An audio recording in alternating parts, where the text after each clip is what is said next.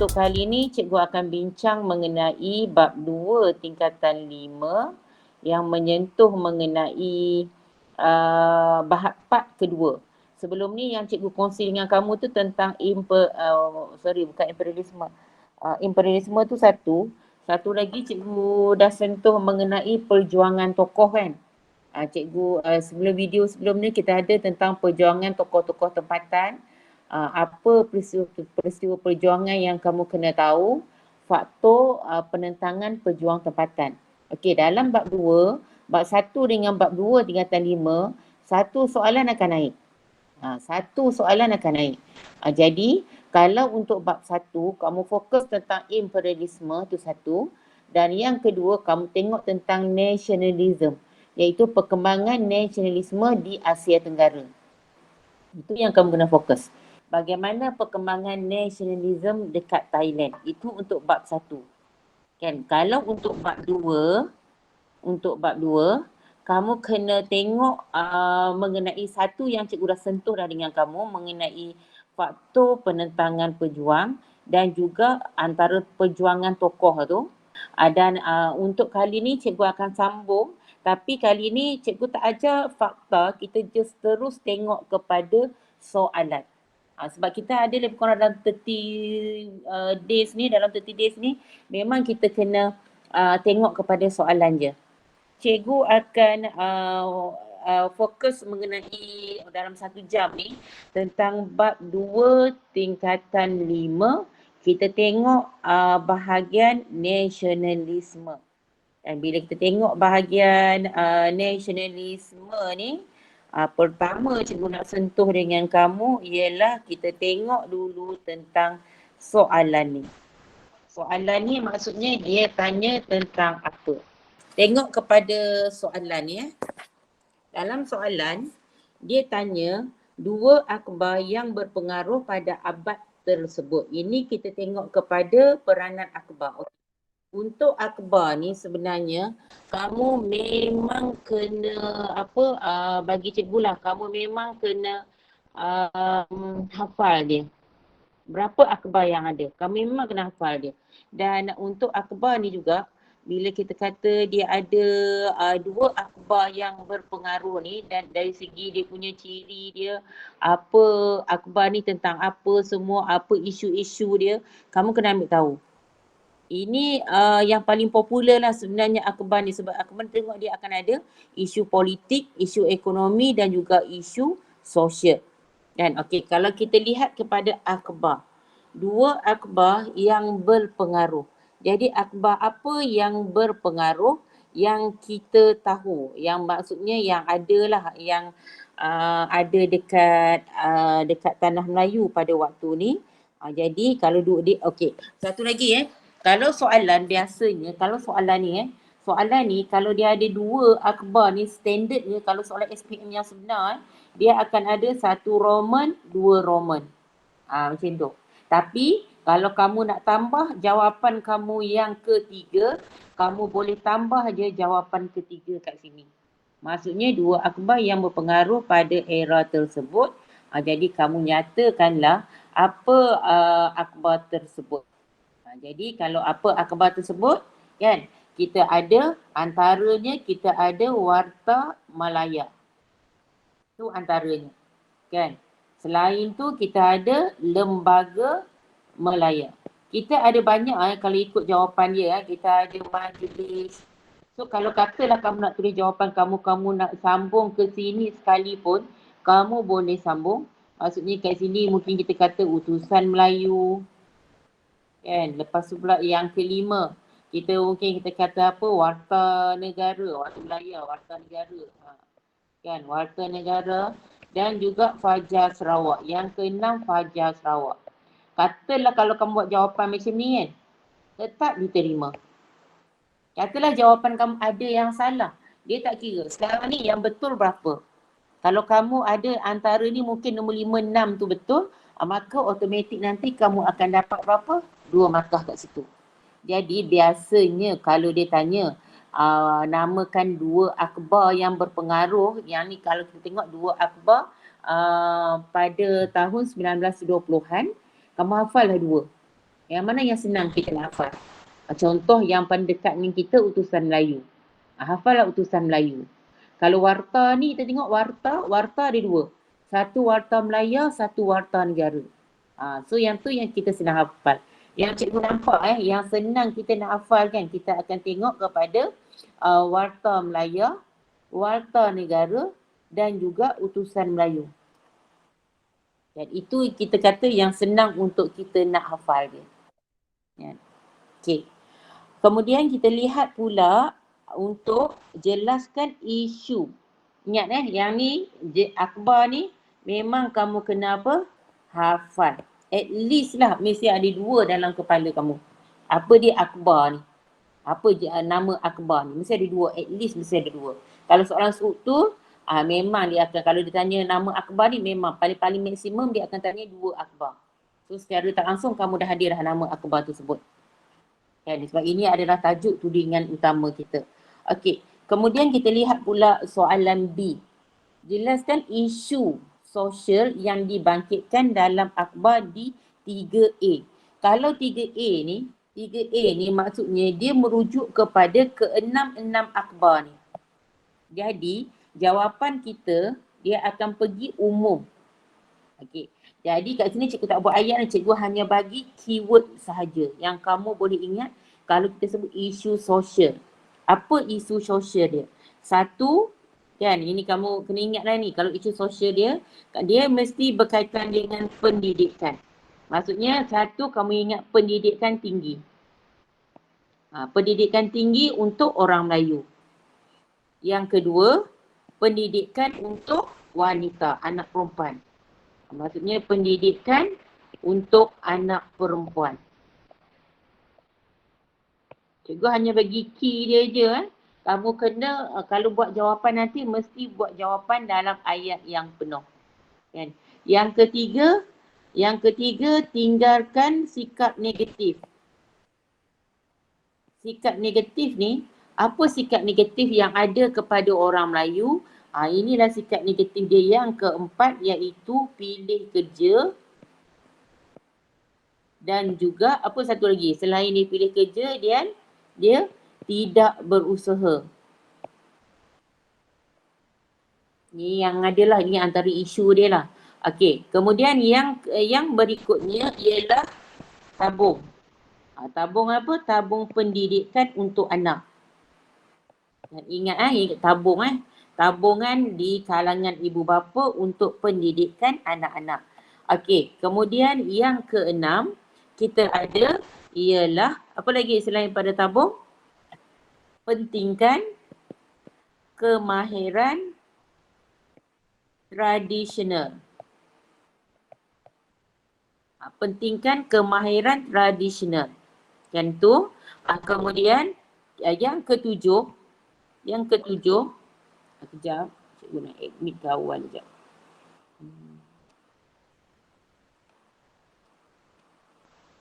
Okey, yang ketujuh, apa lagi yang kita ada yang ketujuh ialah kita tadi cikgu kata apa tadi?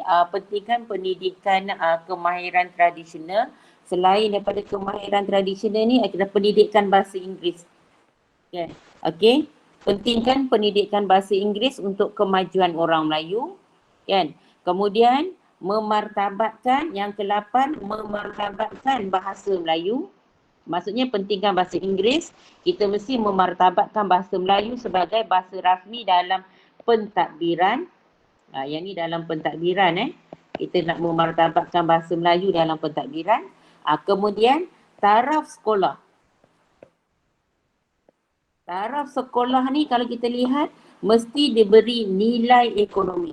Maksudnya ditingkatkanlah kedudukan dia. Maksudnya ni kan diberi nilai ekonomi. Maksudnya dikomersialkan. Tak adalah dia ajar benda-benda yang remeh-temeh je. Maksudnya dia akan ajar ilmu-ilmu macam mana yang diajar di dalam sekolah Inggeris. Kemudian selain daripada itu, mereka juga menyeru orang Melayu ni supaya tidak tinggalkan ajaran Islam. Tidak tinggal ajaran Islam. Kan? Selain daripada itu, yang ke-11, ialah mengekalkan apa? Nilai-nilai baik. Maksudnya nilai-nilai murni dalam masyarakat tu dikekalkan kat situ. Jadi ini antara isu dia. Jadi apa yang kita boleh nyatakan kat sini antara isu dia ialah satu, kamu ingat pendidikan. Pendidikan ni ada beberapa yang berkaitan dengan pendidikan tau. Satu, pendidikan melibatkan pendidikan tinggi. Itu satu. Yang kedua, pendidikan untuk siapa? Perempuan, anak perempuan. Kita ingat pendidikan untuk wanita. Kemudian yang ketiga kalau tentang pendidikan lagi kita ambil pendidikan je. Tabung untuk pendidikan. Ini senang kita nak hafal. Yang mana dulu yang kita senang nak ingat? Dan pendidikan. Apa lagi yang berkaitan dengan pendidikan kat sini? Taraf sekolah ni. Kan, maksudnya diberi nilai ekonomi, mesti ditingkatkan, diberi nilai ekonomi. Kan? Apa lagi yang berkaitan dengan pendidikan? Bahasa Inggeris dipentingkan. Maksudnya kat sini bahasa Inggeris ni dipentingkan, pendidikan bahasa Inggeris di kalangan di kalangan orang Melayu untuk memajukan orang Melayu, kan? Okey, itu antara kita kata pendidikan. So kalau kita tengok kat sini, cikgu highlight kan kat sini, kita ada berapa? Kita ada 5. Kan, kita ada 5 kan? 5 yang berkaitan dengan pendidikan, untuk senang kita nak ingat yang berkaitan dengan pendidikan. So kita dah tahu dah. Kita ambil dulu, kita ingat dulu. Kalau dalam sosial, ingat dulu dalam pendidikan. Satu adalah pendidikan tinggi. Ya, cikgu buat simbol Yang kedua ialah apa? Wanita. Kan? Wanita macam mana? Wanita pakai skirt. Contoh. Untuk golongan anak perempuan. Kan? Yang ketiga, ada apa? Ada tabung. Duit masuk kat sini. Kan? Tabung pendidikan. Yang keempat, BI. Bahasa Inggeris, mementingkan pendidikan bahasa Inggeris. Yang kelima, apa? Sekolah.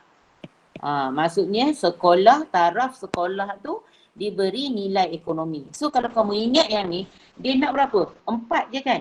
Kamu dah dapat dah berapa? Untuk kita ingat keyword kita pendidikan je, kita ingat pendidikan tinggi, pendidikan untuk wanita, tabung pendidikan, kemudian bahasa Inggeris, pendidikan bahasa Inggeris, kemudian rumah ni sekolah. Maksudnya nilai sekolah tu dikomersialkan.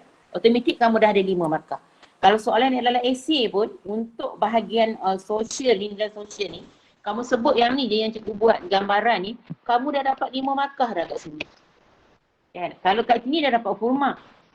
So kalau yang lain 5 markah lagi, kan, 5 markah lagi kan yang kamu nak ingat, yang senang untuk kita nak ingat. Kamu ingat dulu tentang ajaran agama dulu. Tidak tinggalkan ajaran Islam dan juga nilai-nilai baik. Maksudnya kita mementingkan ataupun mengekalkan nilai-nilai baik.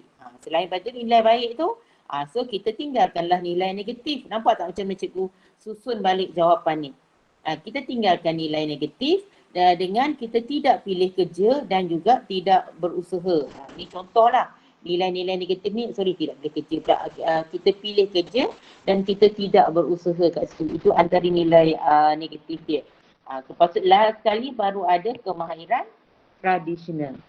Jadi cikgu ulang balik untuk bahagian ni sebab ini part ni memang penting untuk isu sosial, sebab ramai di kalangan kita susah nak ingat untuk apa dia isu sosial ni. So yang pertama, cikgu ulang balik yang pertama, kamu ingat dulu tentang apa? Pendidikan. Pendidikan tinggi untuk orang Melayu. Ini pula apa? Pendidikan untuk anak perempuan. Kemudian tabung pendidikan.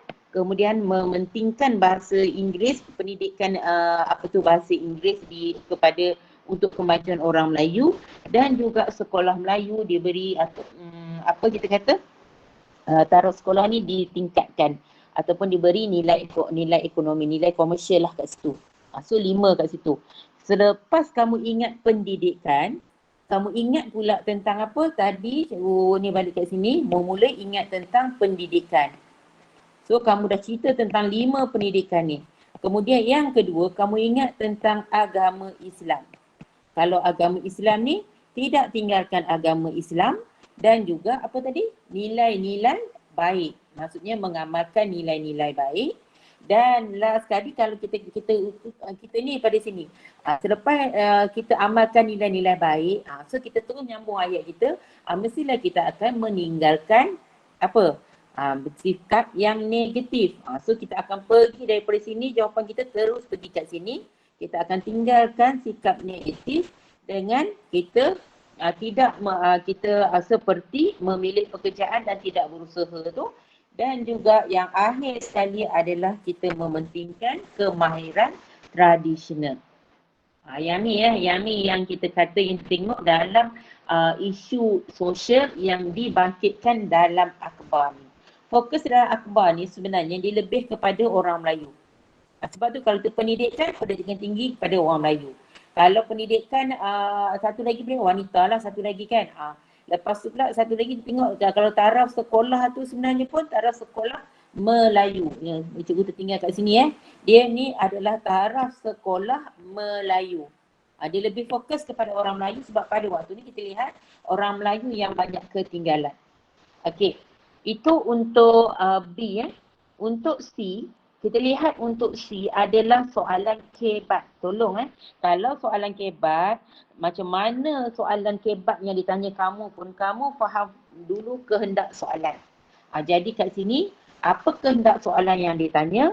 Dia kata pada hari ini, akhbar pada hari ini sedang mengalami zaman suram dan telah dianggap tidak lagi relevan.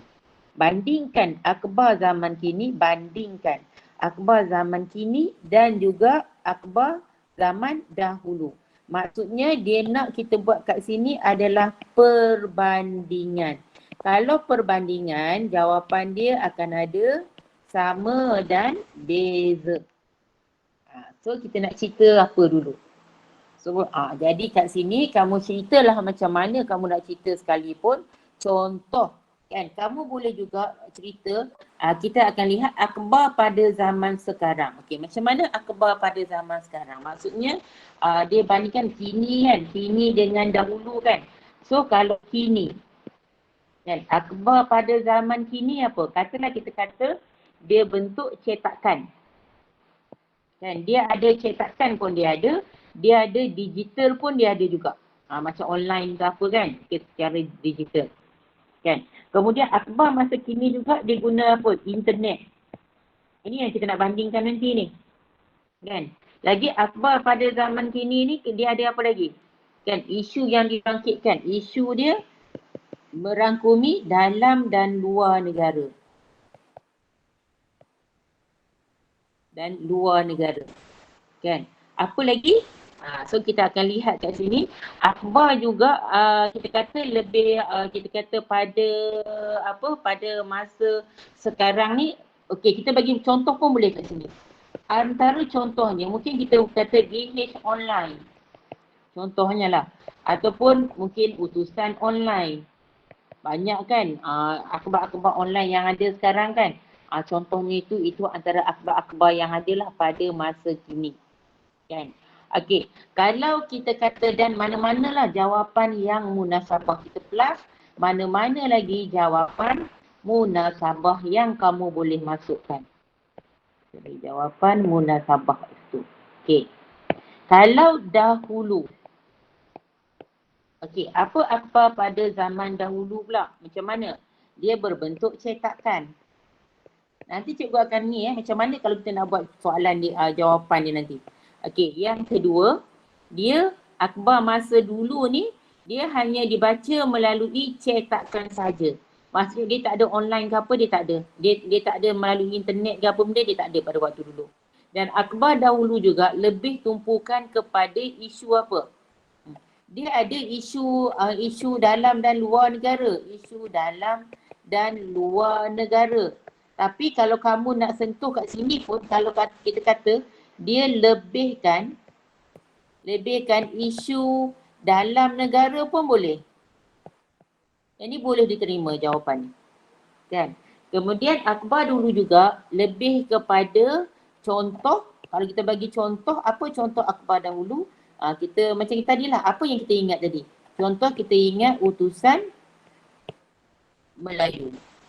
Ataupun cikgu kata tadi, tentang apa tadi? Tentang warta Melaya dengan warta negara. Yang ni kena ingatlah. Kan? So cara tak langsung ini contoh yang kamu bagi. Dan ini pun mana-mana lagi yang kamu rasa apa? Yang kamu rasa logik akal kamu, maka kamu bolehlah bagi jawapan di situ. Okey. Bila soalan ni muncul, kan, bila kita buat jawapan kita, dia ada dua cara. Satu, bandingkan. Kamu boleh bandingkan, kamu terus je sini dan dahulu. Kamu terus buat dalam satu ayat ni. Tapi cikgu lebih suka bandingkan, kamu mula-mula, kamu cerita dahulu tentang kini. Maksudnya yang ni. Yang ni. Kamu cerita dulu tentang kini. Maksud cikgu, kenapa kita perlu cerita dulu tentang kini? Sebab nanti bila kita buat jawapan kita, kita akan kata akhbar, kita terus cerita akhbar pada zaman kini berbentuk digital, cetakan dan digital. Contoh okey, kamu dah bagi satu jawapan. Lepas tu kamu bagi malah kita kata malah pada masa kini, pada masa kini telah menggunakan internet sebagai medium perhubungan. Contohlah ayat sedap sikit lah kononnya. Okey, medium perhubungan. So titik kat situ. Sekejap, cikgu nak ambil kawan kamu kejap.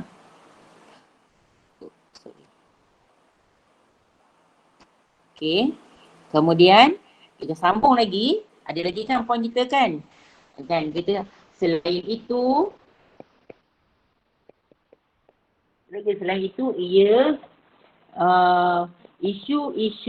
isu dalam dan luar negara juga telah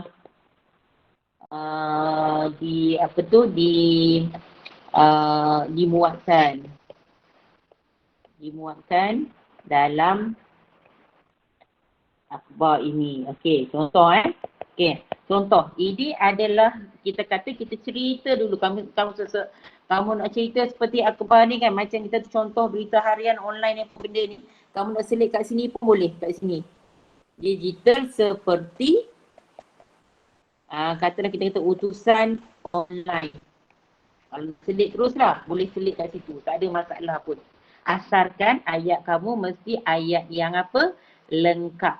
Okey. Baru kita bandingkan manakala kan kita terus je nanti dengan sebab ini hanya 4 markah aja kan. So 4 markah dia manakala so kita kata akhbar pada zaman dahulu pula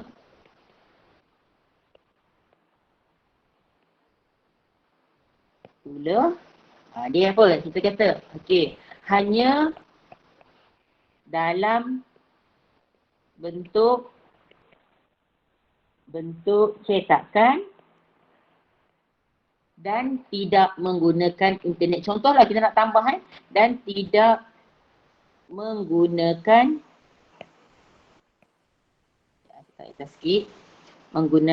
internet. Okey. Lepas tu apa lagi poin kita yang ada kat dahulu? Kita kata lagi ia juga akhbar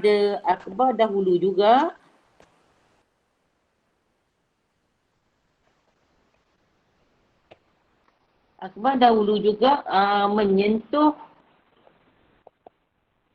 mengenai isu dalam dan luar negara.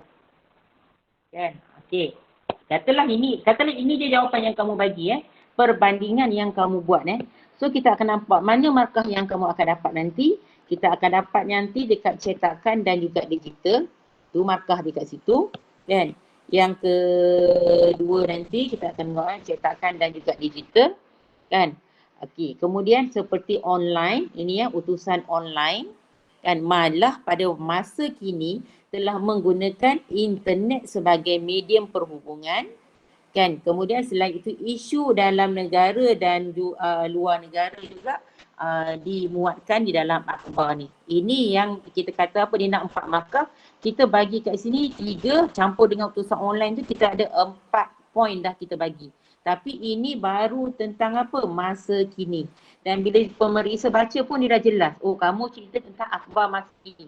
So kamu akan cerita dia daripada sini ke sini. Telah dibuatkan, okey.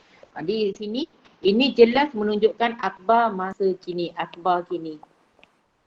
Sini senang tau pemirsa nak tengok. Kalau soalan perbandingan, dia bandingkan melalui, kalau soalan esei dia 8 markah kan, banyak. Jadi kalau boleh bila kamu nak pergi kepada perbandingan yang kedua, maksudnya kalau nak pergi kepada akhbar dahulu tu, kamu masukkan, kamu jadikan dia perenggan yang kedua. So perenggan pertama kat atas ni bermula daripada manakala ni, dia akan jadi tu perenggan yang kedua sampailah habis nanti. Itu kalau soalan esei.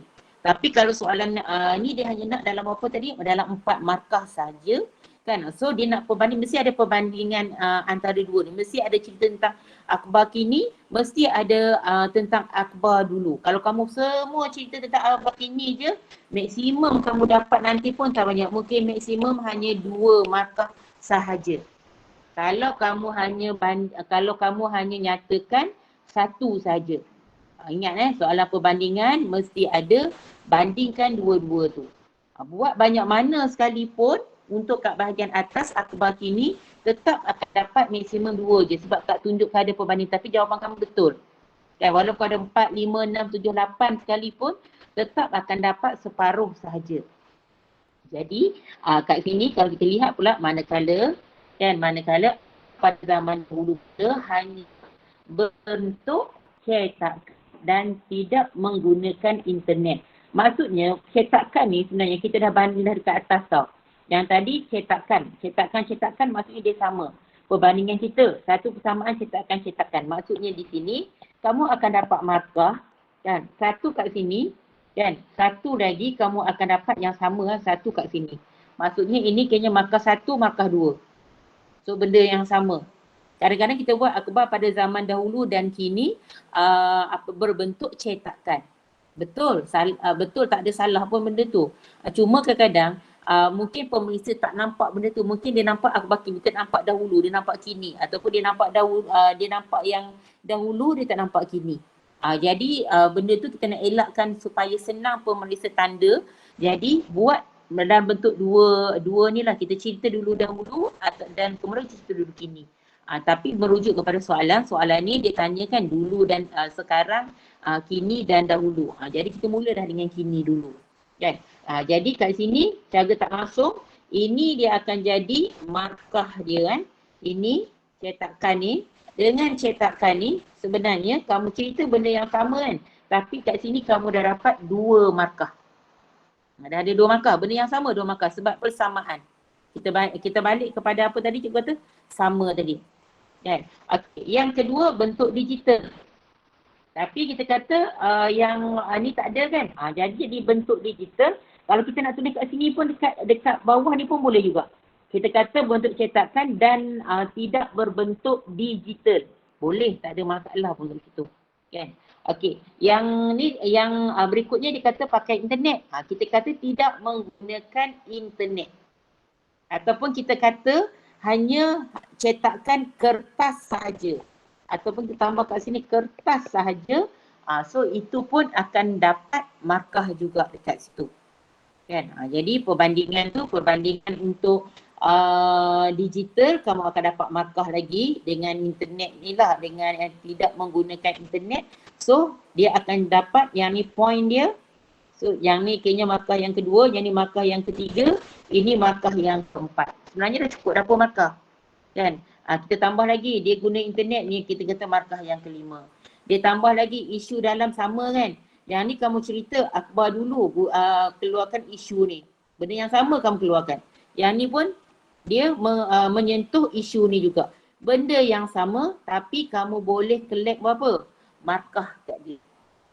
Sebab tu jangan risau kalau soalan ditanya tentang persamaan, perbandingan kan, kamu buatlah perbandingan macam ni. Ada beza, ada sama dia. So kalau kat sini memang kamu akan dapat, kalau inilah jawapan kamu, kamu akan dapat maksimum, memang akan dapat 4 lah kat sini. Sebab lebih daripada kehendak jawapan yang dia hendak kat situ. Okey. Okey, setakat sekarang ada soalan nak tanya cikgu tak? Okey, boleh on speaker kalau ada sesiapa nak tanya cikgu. Ada nak tanya cikgu?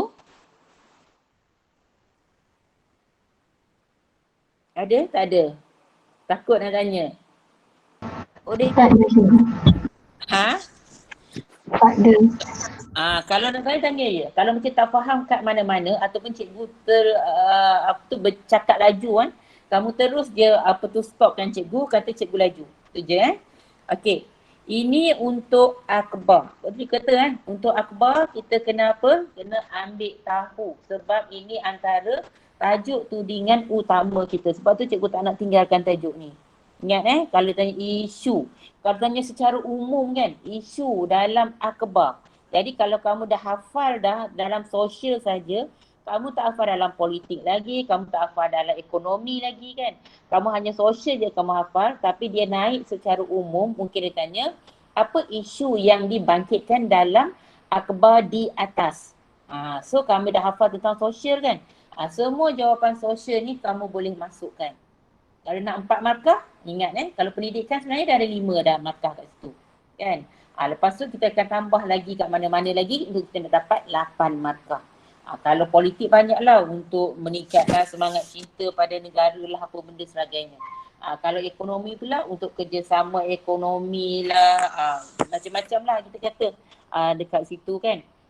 Bantuan ekonomi lah kepada orang Melayu dan sebagainya. Itu untuk akhbar. Okay. Kalau tak ada, kita terus kepada next. Kita akan tengok kepada tajuk soalan yang berikutnya. Soalan yang berikutnya kita akan tengok kepada mesej yang nak disampaikan dalam novel. Tadi akhbar. So sekarang ni novel pula. So apa mesej yang nak disampaikan yang terdapat dalam novel tersebut. Kalau novel ni kita merujuk kepada apa? Novel apa? Novel apa ni? Novel Putera Gunung Tahan. Kan? So, apa mesej yang terdapat dalam novel tersebut? So, siapa boleh bagi kat cikgu sebelum cikgu sentuh mengenai jawapan dia? Siapa boleh bagi dekat cikgu apa mesej yang nak disampaikan dalam novel? Ada siapa tak nak bagi kat cikgu apa mesej yang nak disampaikan di dalam novel? Rasa kamu, apa mesej dia? Tentang adat-adat tanah air dengan bangsa serta history tanah air. History tanah air. Okey, dia akan jadi selalu umum. Sebab sekarang ni dia lebih tanya kepada apa? Dalam Putera Gunung Tahan. So dia dah kata dah kan. Mesej yang terdapat ni tengok di sini mesej yang terdapat dalam novel tersebut. Novel tersebut ni adalah novel Putera Gunung Tahan ni. So kita hanya rujuk kepada novel ni. Lainlah kalau soalan ditanya, mesej yang terdapat dalam novel. So umum. Kalau umum tu, kamu boleh bagilah, kamu boleh gabungkan semua semangat menentang penjajah lah apa benda sebagainya. Kamu boleh gabungkan dia menjadi satu. Itu Okey. Tapi kita balik kepada soalan kita. Kan, jadi kalau dalam novel ni, yang pertama, kalau tentang Putera Gunung Tahan ni, satu, cinta tanah air. Yang ni kalau kita tengok banyak novel dia berkaitan mengenai cinta tanah air. Jadi kalau tentang novel, cikgu sarankan kamu ingat dulu yang ni dulu. Kalau soalan ditanyalah, mesej yang disampaikan kan, tak kiralah novel mana sekalipun, jangan lupa kamu letakkan dulu cinta kepada tanah air dulu. Kan? Okey, kemudian yang kedua, untuk kita kata putera gunung tahan ni, dia lebih kepada semangat wira pemuda tempatan menentang penjajah. Semangat pemuda tempatan tentang penjajah.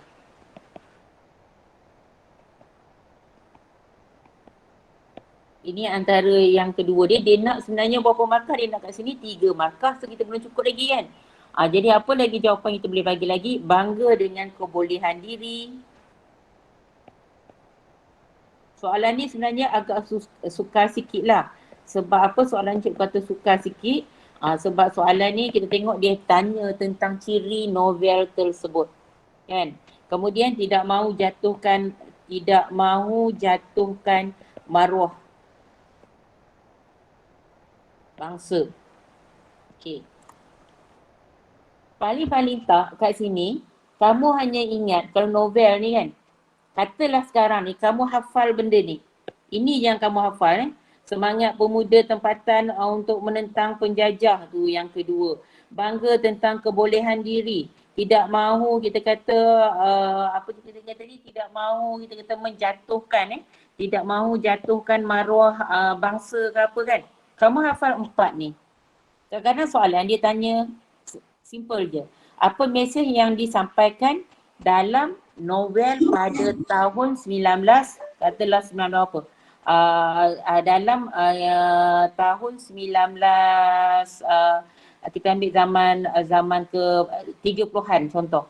Kan? So apa dia punya ni dia, apa dia punya jawapan dia bagi umum Kalau dia bagi umum, so ini antara jawapan yang akan ada di dalam kamu punya apa? Skema kamu.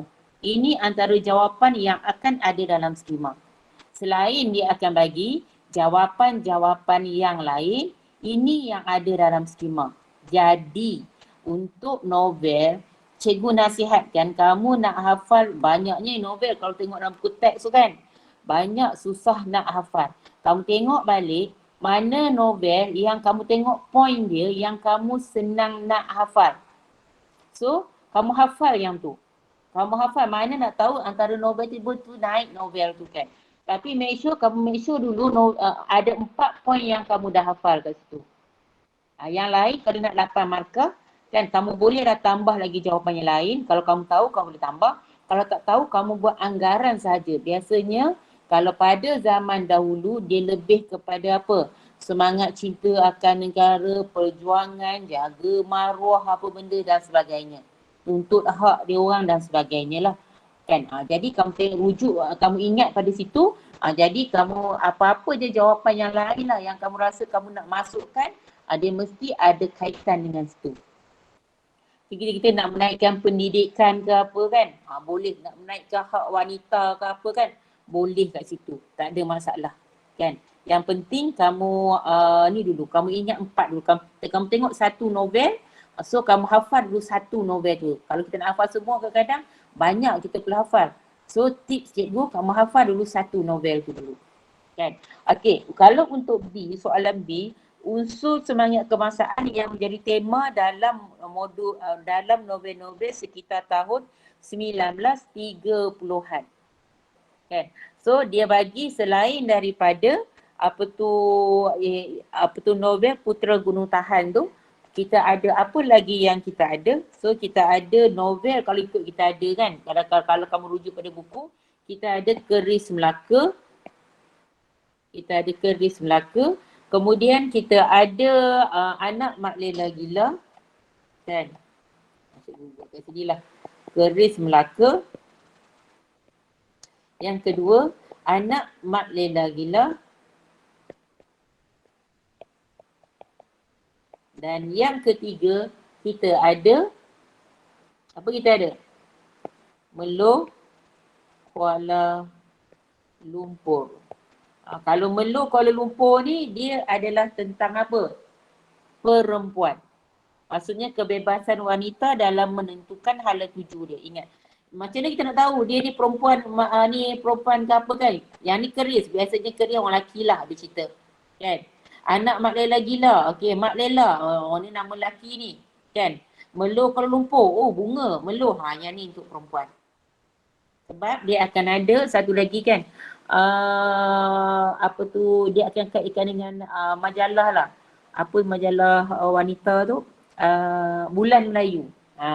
Bulan Melayu dan juga Melo Kuala Lumpur. Kadang-kadang soalan kan, cikgu mikirkan sikit. Kadang-kadang soalan dia bagi satu novel, kemudian majalah. Contoh dia bagi macam ni novel, majalah. Yang ni novel ni dia bagilah Melo Kuala Lumpur. Yang ni pula majalah ni pula dia bagi tentang Bulan Melayu. Soalan dia kan, ini biasanya dia adalah soalan objektif. Apa persamaan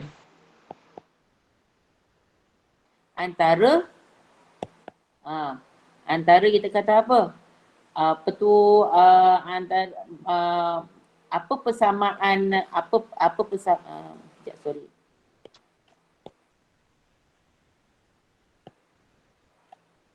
apa persamaan maklumat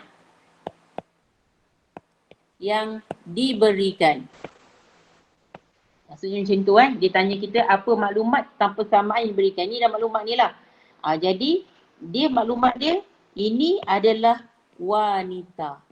So dia berkaitan mengenai wanita dan juga perempuan. Jadi ingat, Melo Kuala Lumpur ni adalah untuk wanita. Kalau kita balik pada sini kan, keris Melaka, apa dia punya ni, dia keris Melaka adalah dia untuk menentang penjajah. Yang ni dia menentang penjajah. Ingat keris Melaka, menentang penjajah lah. Kat Melaka siapa penjajah dia? Siapa penjajah Melaka? Portugis. Kan pada waktu ni. Keris Melaka ni inilah penjajah, kita kata penentangan dengan Portugis pada waktu ni. Kan. Kemudian apa lagi? Hargai sumbangan. Sumbangan tokoh zaman Kesultanan Melayu Melaka. Lagi apa lagi? Dia gunakan sejarah sebagai inspirasi. Ada lagi sejarah sebagai inspirasi. Daripada peristiwa perjuangan dekat Melaka tu sebagai inspirasi kepada masyarakat yang berikutnya. Kepada generasi muda lah. Ini poin dia yang ketiga. Kalau Mat Ella Gila pula, dia sama juga tentang semangat menentang penjajah. Okey, walaupun kita tengok ni kan, sama je kat atas kan, tapi yang ni merujuk Mat Ella Gila, kamu akan dapat markah juga kat situ. Kemudian kita hargai warisan bangsa kita. Kita cintai tanah air dan sebagainya. Ada banyak lagi lah jawapan dia kat situ kan. Kita tolak kesenangan lah apa benda sebagainya. Okey, yang cikgu nak fokus ni Melo Kuala Lumpur. Dan kalau Melo Kuala Lumpur ni cikgu kata tadi, dia tentang kebebasan wanita. Ingat, Melo Kuala Lumpur ni tentang wanita. Kebebasan untuk menentukan hala tuju dia. Kemudian dia utamakan apa? Pendidikan. Pendidikan untuk kaum wanita lah, untuk kebaikan. Dan juga dibuang pandangan negatif. Yang kata orang perempuan ni duduk kat dapur je, maksudnya macam tu lah. Jadi kat sini buang pandangan negatif. Maksudnya orang wanita pun boleh apa? Maju kat depan bersama-sama dengan kaum lelaki. Ini yang ada di dalam Melo Kuala Lumpur. Okay. Dan yang last sekali, kita tengok pada soalan kebat dia. Bagaimana perubahan tersebut memberi manfaat kepada generasi muda dalam meningkatkan semangat cinta akan negara? So, bagaimana perubahan tersebut memberi apa? Manfaat kepada generasi muda dalam meningkatkan semangat cinta akan negara. So, rasa kamu manfaat ni apa? Kebaikan. Ingat kalau kamu jumpa kataan manfaat, ia berkaitan mengenai kebaikan. Jadi, apa kebaikan dia?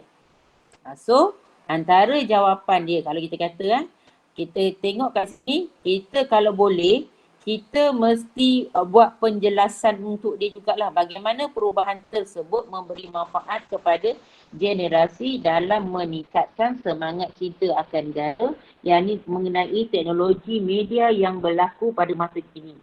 So apa manfaat dia? Maksudnya kita baca kita dapatkan, kita dapatkan maklumat dengan mudah. Contoh cikgu bagi jawapan kat sini maklumat dengan mudah. Jadi secara tak langsung, contoh apa maklumat yang kita dapat dengan mudah ni? Kan dari segi perkembangan teknologi ni. Mungkin kita kata kita akan tahu mengenai kita kata perjuangan tokoh melalui bacaan lah kita kata. Melalui sama ada bacaan ke, melalui video ke yang ada di dalam media sosial yang ada ni kan, dalam teknologi media sosial ni. So apa lagi? Bila kita dah tahu dekat situ secara tak langsung, kita juga akan dapat meningkatkan semangat cinta. Okey. Kat sini meningkatkan semangat cinta akan negara. Jadi kita jangan lagi letak semangat cinta akan negara. Kalau kamu letak meningkatkan semangat cinta akan negara, bermaksud kamu dah ulang kepada soalan. So jangan letak. Tapi apa yang kaitan dengan dia yang bukan perkataan semangat cinta akan negara. Mungkin kita kata meningkatkan rasa kagum kepada negara. Rasa kagum kepada negara ataupun bangga kepada negara. Boleh juga. Kagum kepada, boleh baliklah. Kepada negara. Kan itu. Dan kemudian membuang pandangan negatif yang boleh menghalang kemajuan. Maksud itu so secara tak langsung bila kita tahu, okey, satu lagi kita akan lihat yang kita juga akan dapat maklumat yang tepat. Bila kita ada ni kan kita boleh buat perbandingan. Dengan pelbagai media sosial yang ada, kita kata kita dapat maklumat dengan tepat. Dengan lagi tak payah. Kita dapat maklumat yang tepat. Kita tukar yang ni Kita dapat maklumat yang tepat. Kalau cikgu nak sambung dengan ni. Dengan dapat, apa kita kata? Dapat membuat, kita kata dapat membuat perbandingan. Dengan dapat membuat perbandingan fakta dengan jelas. Okey.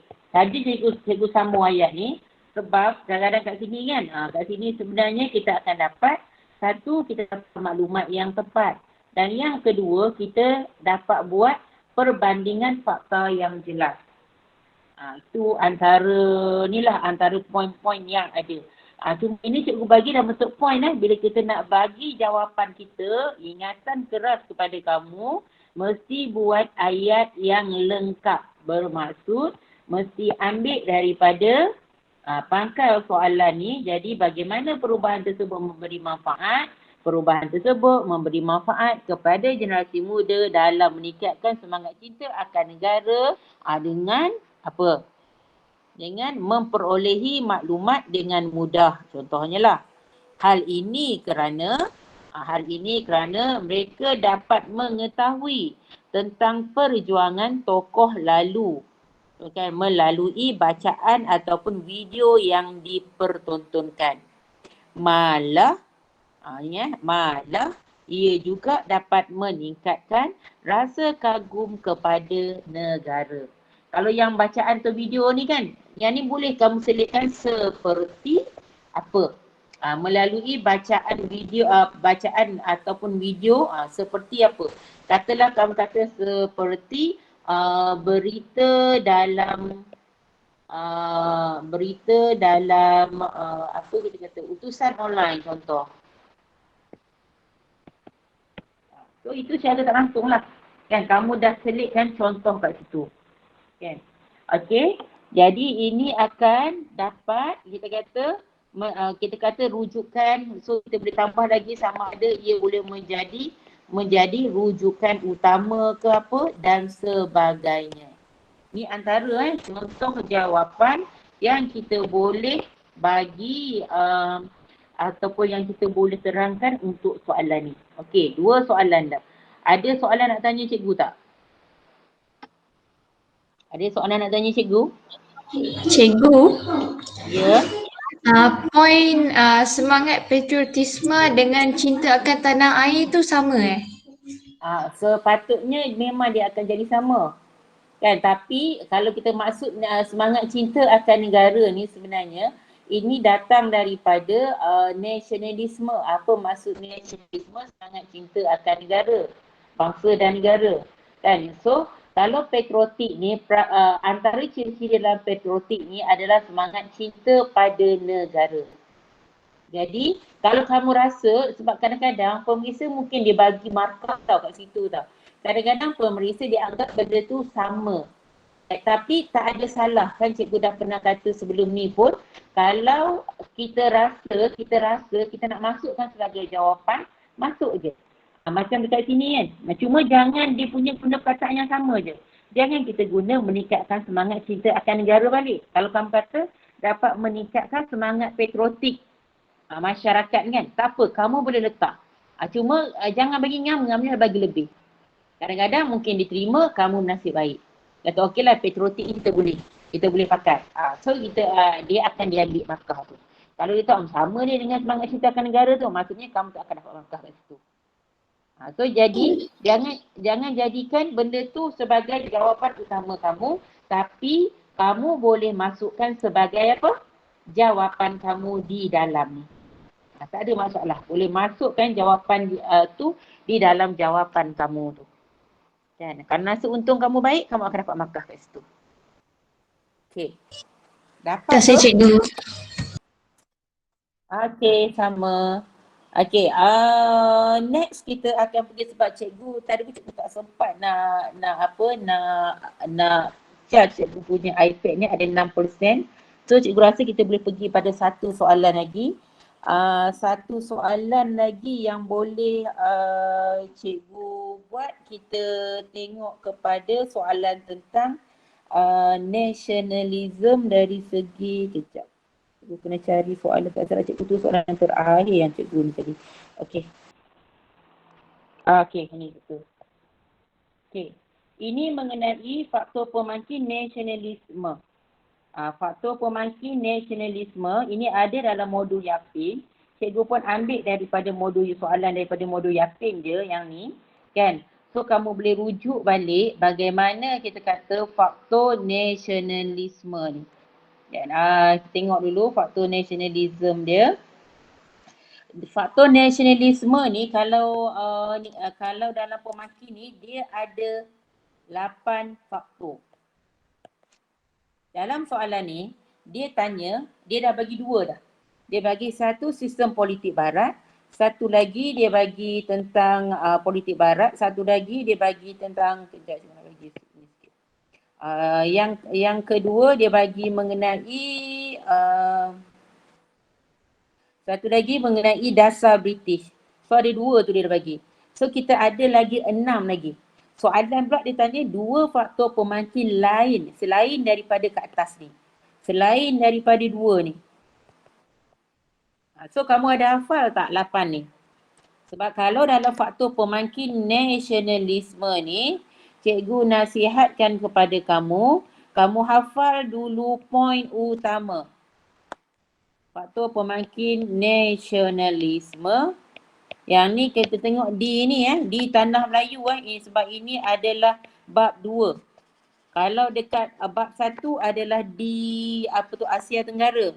Ingat, kalau soalan ditanya tentang Tanah Melayu, faktor nasionalisme di Tanah Melayu, bermaksud kamu berada dalam bab 2.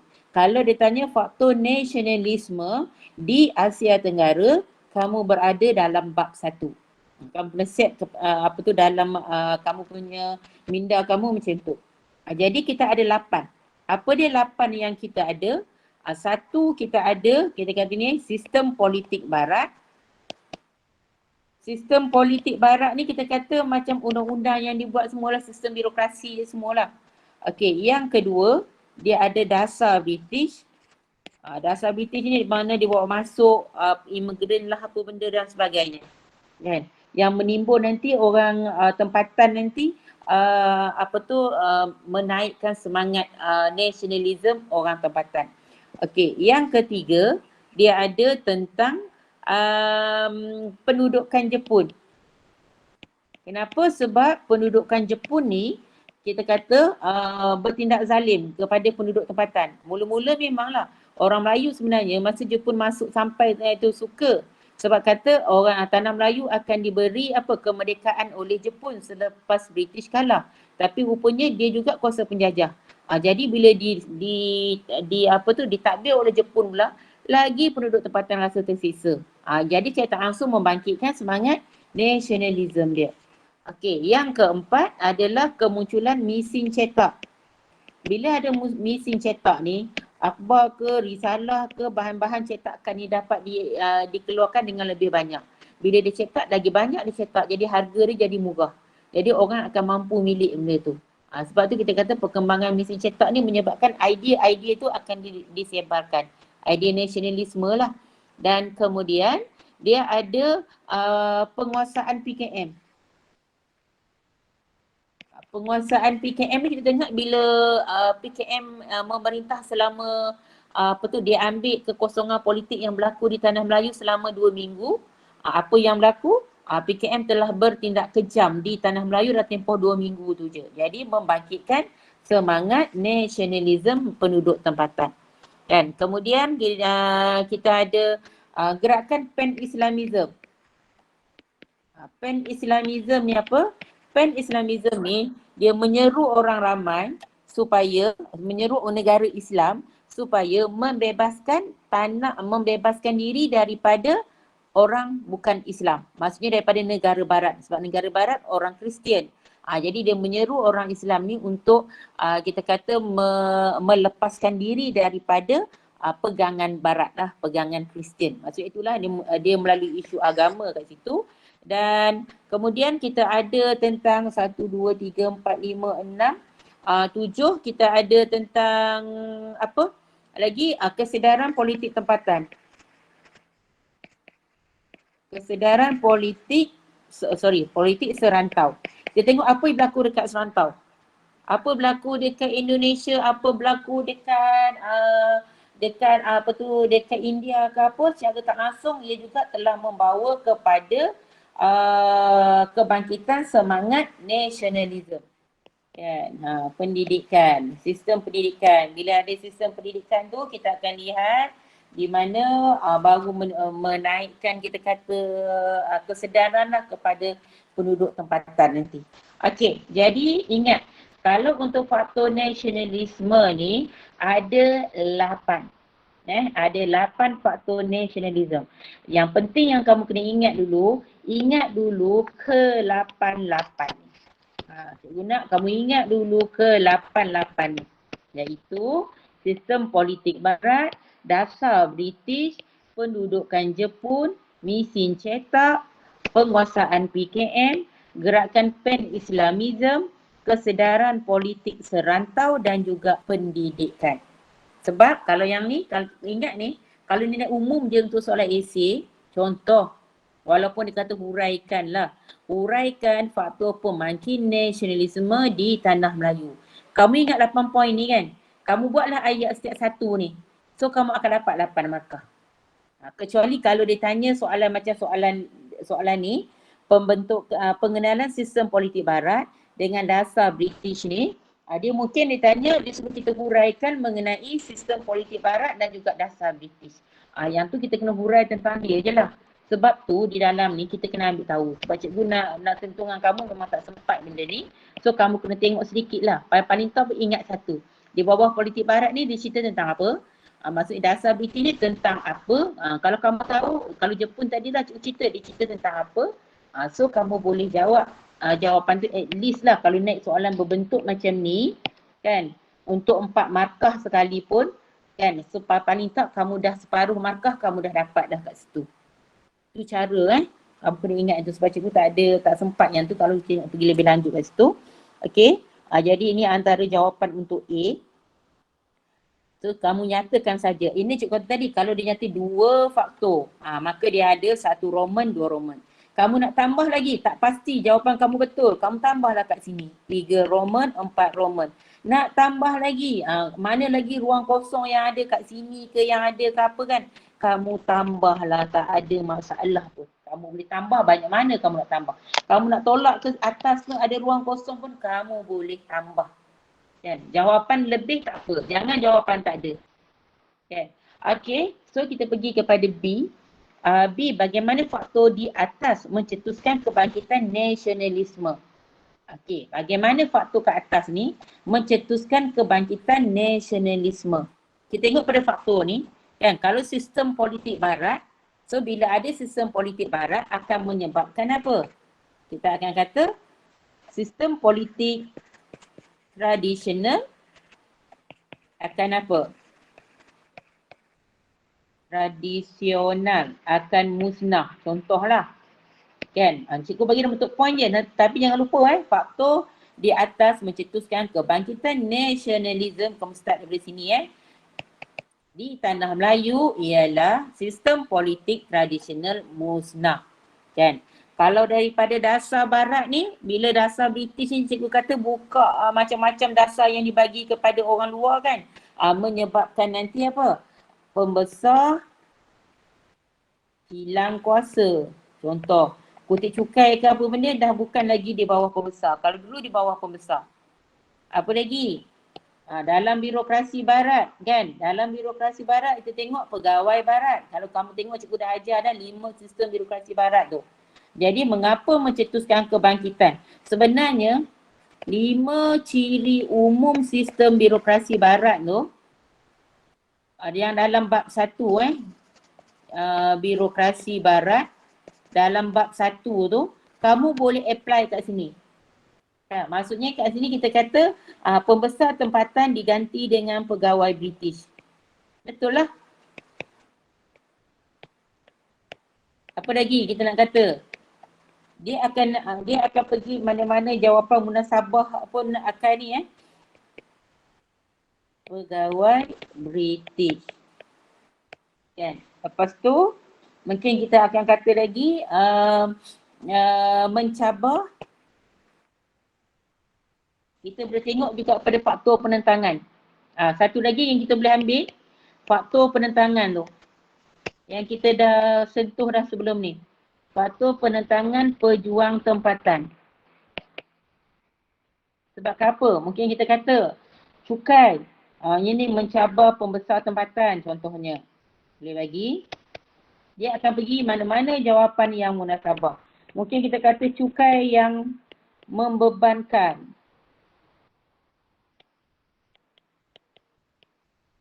Dia kita kata cukai yang membebankan penduduk. Lepas tu apa lagi kita boleh nyatakan kat situ. Apa lagi lah mana-mana jawapan yang munasabah. Dia nak 4 je. Tengoklah mana-mana jawapan yang munasabah. So kamu bolehlah bagi kat situ. Kan? So faktor di atas mencetuskan kebangkitan nasionalisme.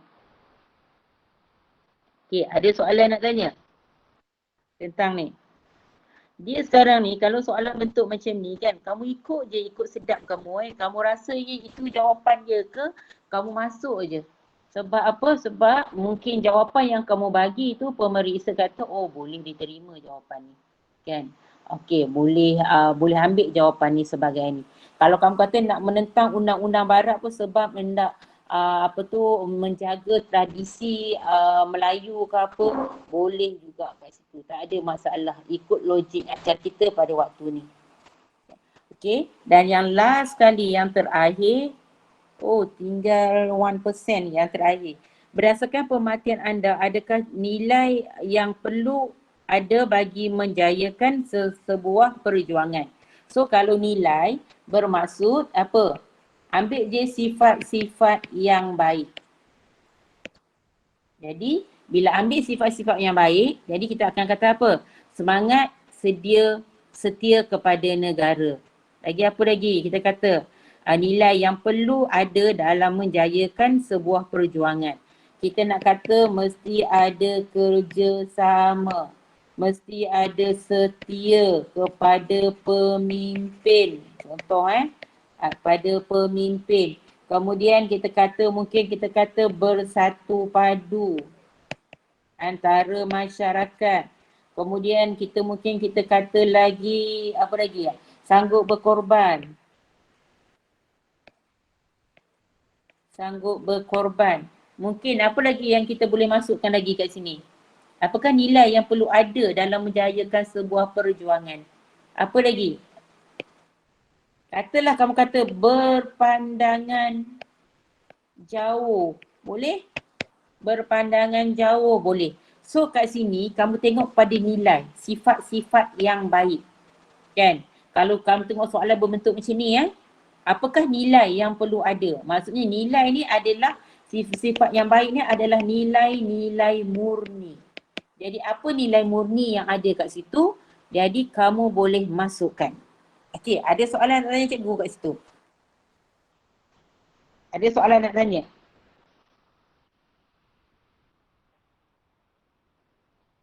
Ada soalan nak tanya? So kita boleh kita boleh bincang kepada 3 soalan malam ni dalam tempoh 1 jam ni. Sekarang dah pukul 10:09 minit. Ada soalan nak tanya cikgu?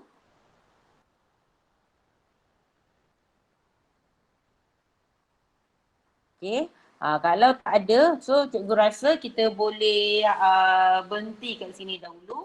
Jadi ingat bab 1 dengan bab 2 akan ada satu soalan yang akan muncul daripada situ. Nak tak nak macam mana pun, kamu kena apa? Kamu kena kuasai bab 1, bab 2 untuk jawab satu soalan. Kan? Satu lagi bab 9. Bab 9 pun akan muncul satu soalan.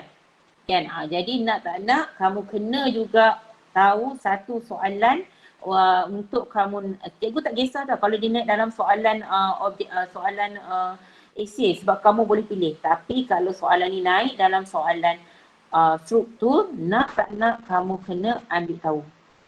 Kamu kena jawab juga.